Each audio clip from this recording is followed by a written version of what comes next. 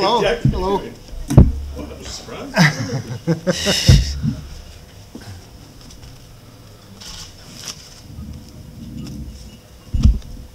Really? Yeah.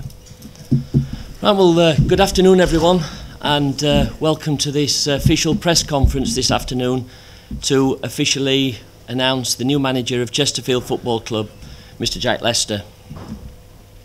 Hello. I think it's been widely reported that this is the most important managerial appointment in the history of the football club.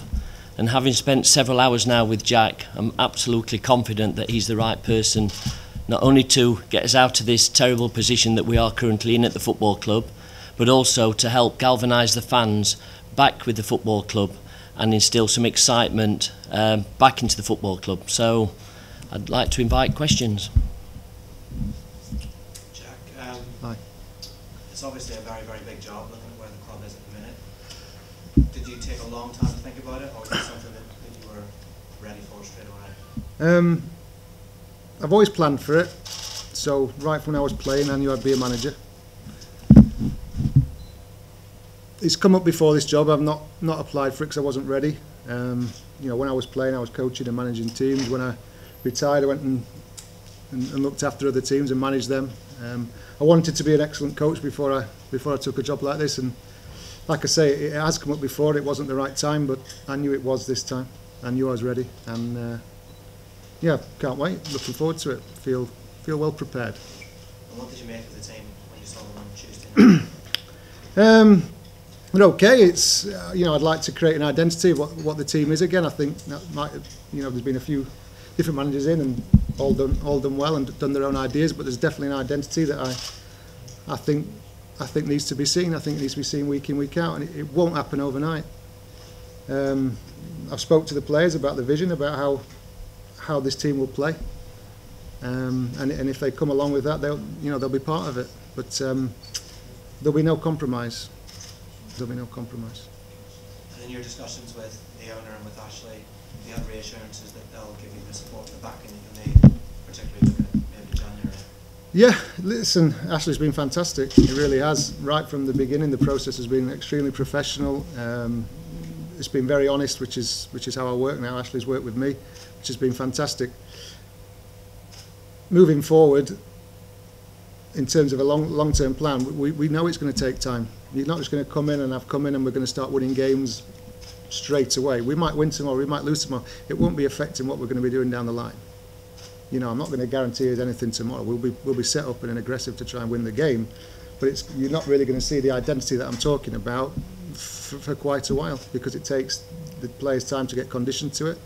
I've had a clear chat about what I want from them, but just because I've spoke to them, it's not going to happen. The things that I want to see, I'm seeing bits in training, but it's not. The culture's not there, and it will be. I'm not saying it hasn't been set by other managers, but the culture I want for this football team, so that when parents bring their families and their families bring their families, and that's why football is here, is support the family. And when you're part of that generation who brings, you want to see an identity, you want to see something you're proud of. And for me to instill that, it will take time, but it will happen.